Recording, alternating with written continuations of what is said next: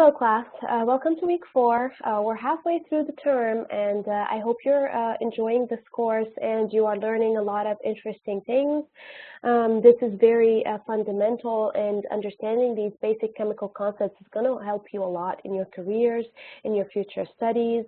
So please let me know if you have any questions, if you are coming across certain topics that are confusing and they're not clear, let me know and I will clarify it even further. I'm really happy to teach you, and I'm really happy to grade your assignments. You are all doing very good, and you are showing me that you're very serious about this course, and I am very proud of you. I will continue to pray that you all do well and that you all succeed in this course and all the other courses that you're taking this semester. And I pray that you will succeed in your careers, ultimately in whatever career path that you choose to continue. Chemical reactions and quantities is the chapter 7 in the book. This is the required chapter for this week, week 4. In this chapter, we're going to talk about chemical reactions and how to balance chemical reactions, chemical equations, and to do some measurement quantities, some chemical calculations. Now, this is a very fundamental concept for multiple different professions. Such an example is in this picture, we can see that a dental hygienist is cleaning someone's teeth, and as she does that, or as she does that and performs her job, she is required to have a basic knowledge of chemical reactions and quantities, because she needs to know about proper safety procedures and how to protect against disease transmission in her work. Now, key math skills, there are 3 key math skills that we need to know for this chapter, and there are a lot of core chemistry skills that we've learned so far that you need for this chapter. So we need to know that in equations and chemical reactions, what's happening is we are having a chemical change. So in a chemical reaction, in fact, what's occurring is a substance is changing into a completely other substance. So you are having a change to the identity of the chemical itself that's initially reacting. So this is called a chemical change. A chemical change occurs when a substance is converted into one or more new substances that have different formulas and different properties. Our learning goal in this section 7.1 is to know how to write a balanced chemical equation representing that chemical reaction that's taking place. And in that balancing process, we determine the number of atoms in the reactants and products and make sure that for each element, those numbers are equal in the reactants to those in the products. This is an example of a chemical reaction where you have a rusting process happening. When iron reacts with oxygen, it produces this rust material, which is ferric oxide, and Fe2O3. That's basically a chemical change. You have a buildup of a new substance on this on the surface of this nail. Now, it may be observed, this chemical change. How do we know that if 2 things are combined together, that there's a chemical reaction occurring? How do we know that? We observe certain things happening. We observe certain changes in the solution. It could be that there's a generation, there are bubbles being generated in the solution. It could be that there's a change of color of the solution. It could be that you might have a formation of a precipitate. Let's say you combine these 2 liquids together. They're 2 different chemicals, and then all of a sudden you see that there's a crystal, a white crystal solid, or a white precipitate starting to form at the bottom of the beaker. In such scenarios, you know that there's a chemical reaction taking place, generating this new solid with different properties. It could be also that, for example, you put these 2 liquids together, there are 2 different chemicals in this beaker, and then after a certain time, you touch the beaker from the outside and you notice that it's getting warm. That change in heat of the system also indicates that there's a chemical change. Here's an example of a chemical equation and representing a chemical reaction. So the generation of carbon dioxide gas occurs from this process. You have carbon solid. This small letter here in parentheses, it is representing that this carbon is in its solid state. It represents the state of the element or of one of the reactants. Here we go. Here's the other reactant. This is oxygen. O2 is in its gaseous form. Okay, so therefore carbon and oxygen are the reactants. They react together to give us, this arrow represents the product, the process of the direction of the reaction. So these are reacting to produce the products. This is the product, which is carbon dioxide gas. G represents the gaseous state of carbon dioxide. So in this reaction or equation, we have different components to look at and to remember. We have the reactants on the left-hand side. We have the products on the right-hand side. We have the arrow representing the direction of the reaction. And we also have this delta symbol right here. This delta symbol above the arrow is used when the reactants need heat in order to react. So carbon and oxygen, they cannot just react without the presence of heat. So you need to heat the system in order to ignite that reaction, to give it enough energy to occur. So this is how we know that this reaction is taking heat or using heat, is when we put that delta above the arrow. So these are the different components. As I said, the little letter in parentheses right next to the reactants and products on the lower right-hand side of that reactant, it could be S for solid, liquid for liquid, G for gas, and aqueous, AQ, for a substance that's dissolved in water. Okay, it's dissolved in water. We are reacting it as it's dissolved in water. So these are the different components. Now, we talked about chemical equations, we talked about they represent chemical reactions, but now we need to introduce balancing chemical equations. So when we write a chemical equation, it's not always balanced, and we have to balance it ourselves. And I will teach you different strategies on how to balance a chemical equation. So in a balanced chemical equation, no atoms are lost or gained. The number of atoms on the reactant side has to be equal to the number of atoms on the product side. So we take each element at a time. Carbon, we take carbon, we see how many elements are on the reactant, how many atoms of the element carbon are on the reactant side. We can see that it's just one here. And then let's take oxygen. Oxygen element is composed, or this molecule has 2 atoms that are on the reactant side. 1, 2. Now we look at the product side. In this molecule, we have 2 oxygen atoms right here, and we have 1. Usually the 1, we don't write it, but if it's not there, if there's nothing there, it means that there's 1 atom. So 1 carbon atom is on the product side. So let's look, is it balanced? Is this equation balanced? Let's try to compare the number of atoms. We have 1 carbon on the reactant side, 1 carbon on the product side. 2 oxygen on the reactants, 2 oxygen on the products, therefore it is balanced. We're good to go. Now, in cases where equations are not balanced, we have to follow the step-by-step procedure and balance the equation. And how do we do that? The first thing that we do is write an equation using the correct formulas for the reactants and products. Step 2 is to count the atoms on each side of the equation, on the reactant side, on the product side. See which ones are equal on both sides. The ones that are not will be balanced using coefficients that we write to the left, not to the right, to the left of the element or the reactant. And then we check the final equation by calculating again the number of atoms of each element on both sides and double checking that it's balanced. Here's an example for aluminum sulfide. In this example, we have aluminum solid plus sulfur solid giving us Al2S3, which is a solid as well. So this reaction here represents the formation of aluminum sulfide from its individual components.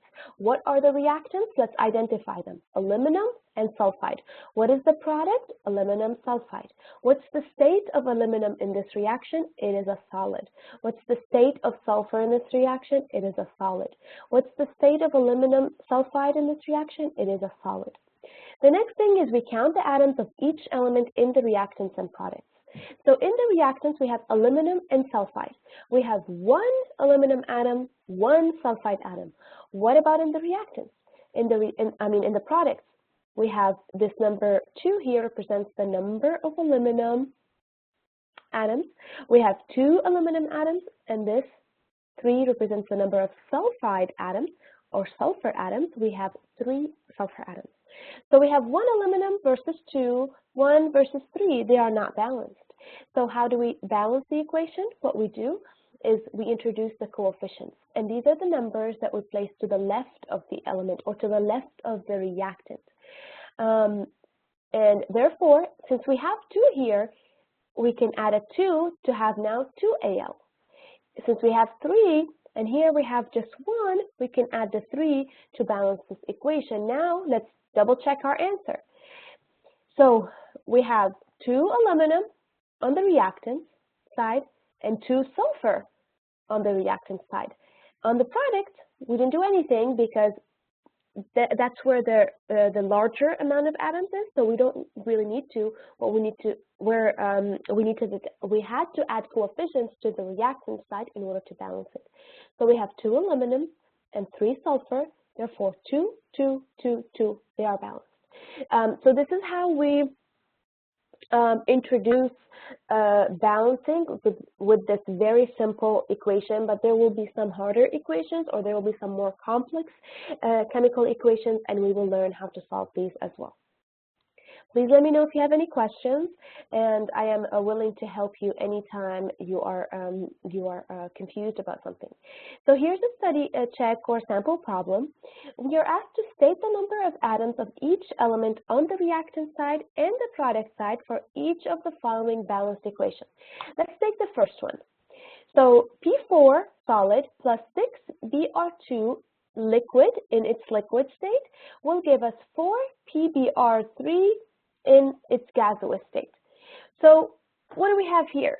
This is already balanced, but let's look at the actual number of atoms on the reactants and then on the product. The reactant side, so P4 is reactant 1, Br2 is reactant 2.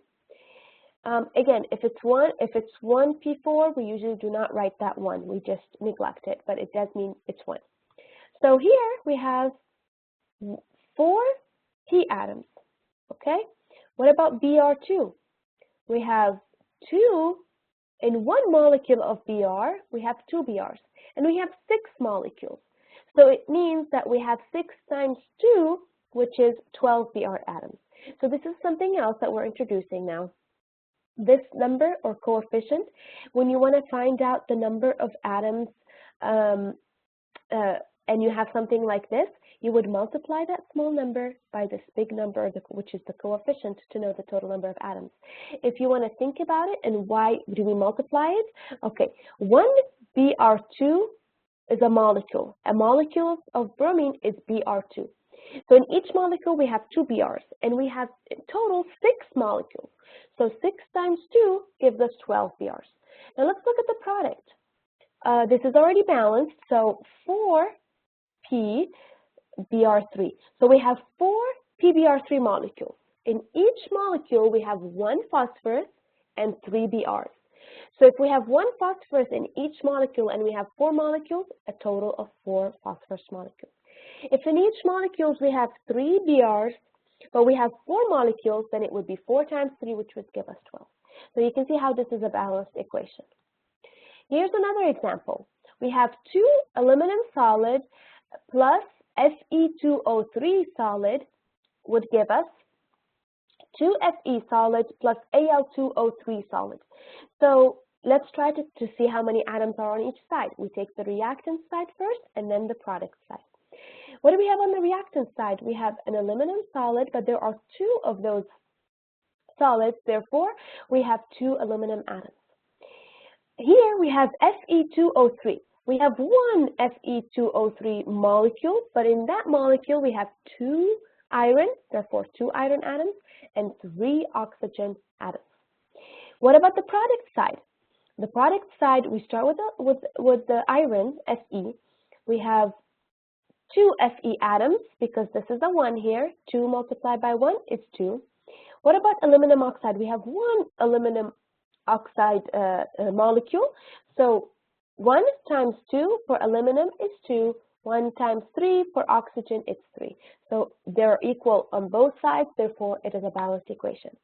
Now we're going to see how to balance that chemical equation. In the previous study check, we just looked at how to count the atoms on both sides. Now let's learn how to balance a chemical equation with this example. So what we have is a solid Fe3O4 reacts with hydrogen gas to produce solid iron and water. So this is a word problem. The first thing that we do, we write down our chemical equation. We know that Fe3O4 is reacting with hydrogen gas. We know in nature, hydrogen always exists as H2, and it's in its gaseous state. It produces solid iron, which is Fe, and it's in a solid state, and water, which we need to know the molecular formula of water, H2O. Let's write that down. So we know that we have Fe3O4, solid, reacting with hydrogen gas to produce solid Fe and water. So this is our reaction, right? Fe3O4 plus H2 giving us Fe and H2O liquid. So now let's count the number of atoms of each element on the reactant side and then on the product side. We do this little table here, which you can also do when you're solving homework problems or when you're actually doing the exam. You can use this strategy, solving problems in your book. It would be really helpful to use this. So we have, let's start with iron. That's the first element. We have one molecule of Fe3O4. In that molecule, we have 3 iron, therefore 3, and we have 4 oxygens, we have 4. We have 1 molecule of hydrogen gas, and in each molecule we have 2 hydrogens, therefore 2 hydrogens. Now let's look on the product side. Fe, we have only 1 Fe, 1 Fe. What about H2O? Now how many oxygens do we have? So we said we have 4 here. How many do we have here? We have only 1 molecule of H2O. How many oxygens are in that molecule or atoms? It's just 1. What about the hydrogen? We have 1 molecule of H2O, and in each molecule of H2O we have 2 hydrogens, therefore 2. So where do we have some problems? The hydrogen atoms are balanced in both, but we have a problem with Fe and oxygen. So here there are 3, here there's just 1. Oxygen there's 4, here there's how many? Only 1.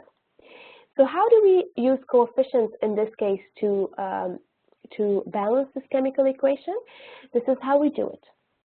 So since we have 3 here and we have only 1 here, we can introduce our coefficient to this side. So this gives us 3 Fe. Okay? If we have 3 Fe, now we have 3 Fe on this side, we have 3 Fe on this side. That's balanced. Check, we're done.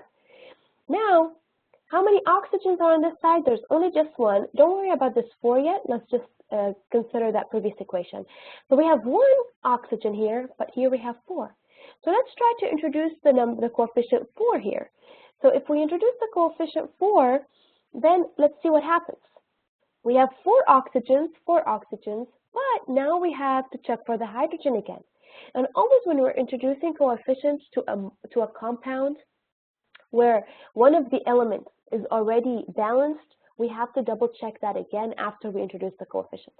So 4 times 2 means we have 8 hydrogens now.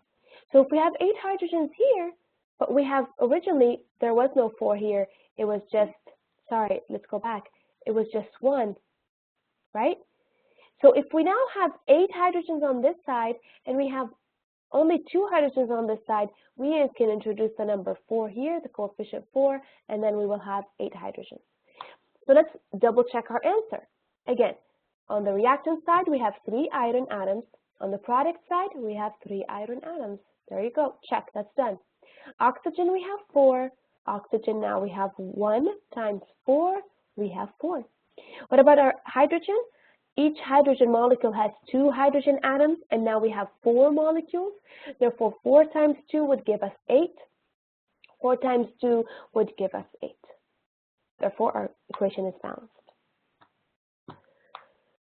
So here, if we are having a chemical equation with polyatomic ions, the balancing would look a little bit different.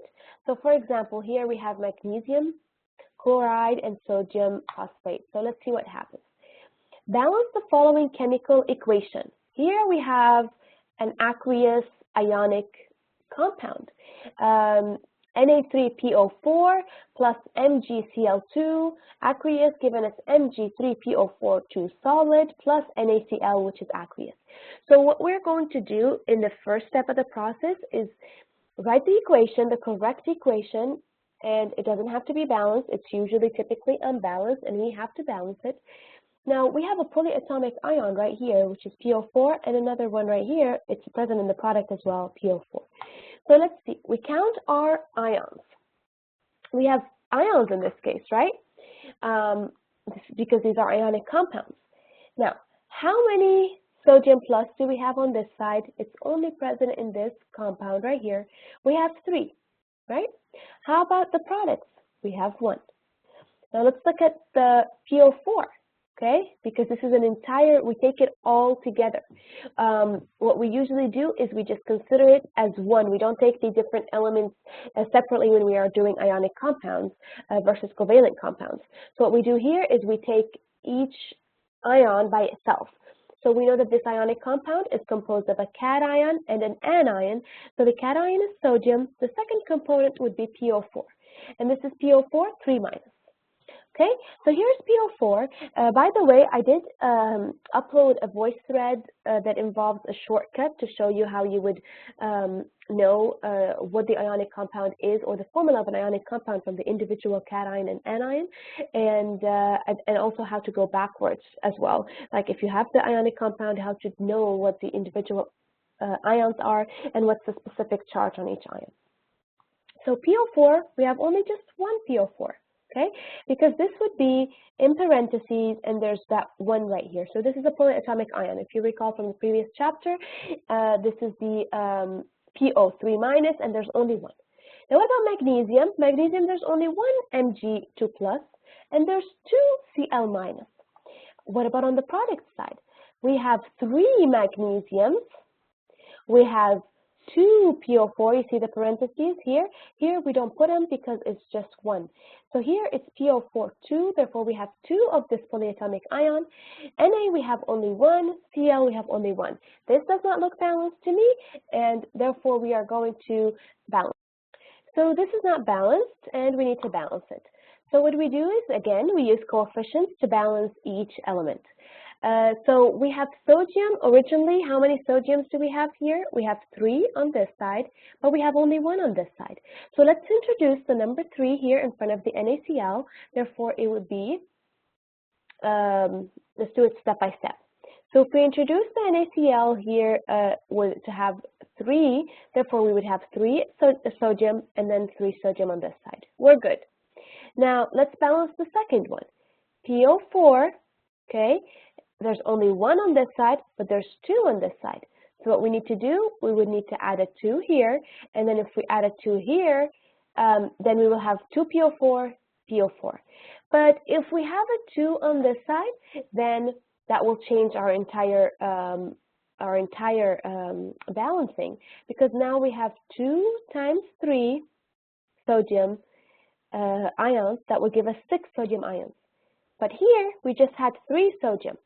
So now we have to change that again to 6. So therefore we would have 6 sodium on this side and 6 sodium on this side. Sodium and PO4 are both balanced.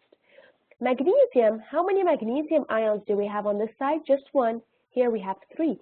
So let's introduce 3 here. Therefore 3 magnesium and 3 magnesium. Again, we have chloride that we have to balance. So if we introduce 3 here, it will be 3 times 2 will be 6 chloride on this side. Now, again, if you recall, we had a 6 here, an imaginary 6. That would be 6 times 1. There we go. We have 6 chloride. All of our atoms, all of our ions are actually balanced. So if we have 2 Na3PO4, therefore we have 6 sodium ions on the reactant side. And if we have 6 NaCl, we would have 6 sodium on the product side. 3 MgCl2. In each ionic compound, there's 1 Mg and there's 2 Cl, therefore Mg2 plus and 2 Cl minus. Therefore, now we have a total of 3 magnesium ions on the reactant side, and on the product side, we originally had 3, so we are balanced. Cl2, we have 2 times 3 is 6, 6 times 1 is 6, so we are balanced. At last, we just check our final answer, and we're good to go. So here's another sample question where you're asked to balance and list the coefficients in order from reactants to products. So what we have here is a multiple choice, which is a little bit easier because you can to try different ones. But what I suggest that you do is take that equation and try to balance it yourself. And after you balance it yourself, go back and check to see, are your coefficients matching A, B, or C? Don't take those numbers, plug them in, and count your number of atoms. Try to learn how to balance the chemical equation. So for the first one, it would be 2, 3, 4, 3. What does that mean? We need 2 ionic molecules, 2 molecules of Fe2O3 to react with 3 carbon atoms in the solid state to give us 4 iron solid and 3 carbon dioxide molecule gas. Okay. And what you could do, which I suggest that you do, is count the number of atoms on the product, on the reactant, and then on the product, and see if they match, and to confirm that your answer is correct. Do this as a little exercise. Practice, practice, practice is going to really help you succeed in this course. This is the end of this section, which is the first lecture of Chapter 7. I will meet you in the next one. I hope you enjoyed it. Thank you.